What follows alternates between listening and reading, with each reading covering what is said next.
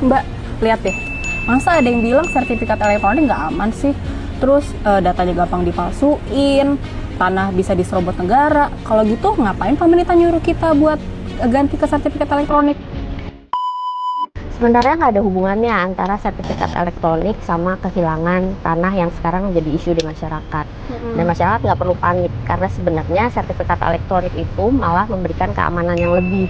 Karena yang pertama, datanya tersimpan di database nasional, kemudian tidak mudah hilang, dan juga gampang dicek dan diakses di mana aja. Kalau dulu ingat bentuk sertifikat masih kertas, itu ya? Ya, itu tuh sebenarnya malah lebih berpotensi rusak, kebakaran, hilang, atau mungkin dipalsu.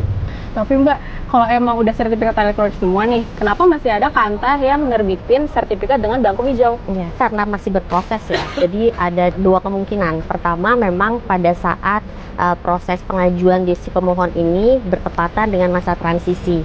Yang kedua, kita tuh memang sedang bertahap dari mulai Januari 2024 sampai Juli 2024, peralihan beberapa kantor petanahan beralih dari analog menjadi elektronik. Tapi prinsipnya semua nanti akan beralih ke elektronik pada saat layanan pemeliharaan data, misalnya kayak jual beli, waris, hibah.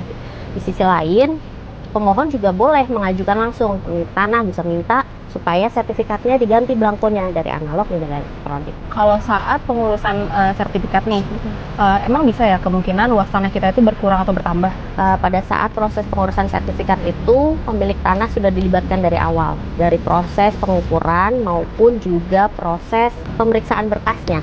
Pemilik tanah tuh harus sudah memasang patok batas tanahnya dan juga harus sudah disetujui oleh tetangga batasnya gitu. Jadi tetangga batas harus hadir untuk tanda tangan.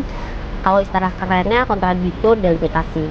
Terus Mbak, kalau misalnya luas tanahnya lebih luas gimana? Kalau lebih luas itu perlu dicek dulu.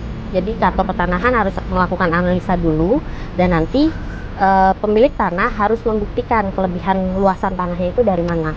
Apabila tetangga batasnya nggak setuju, maka prosesnya nggak akan bisa dilanjutin. Terus Mbak, kalau kita ngerasa dicurangi dengan luas tanah yang kita punya, kita harus ngapain?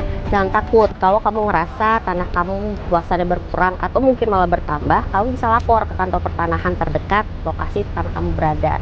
Hak kamu dilindungi asal kamu punya bukti yang cukup dan berani speak up.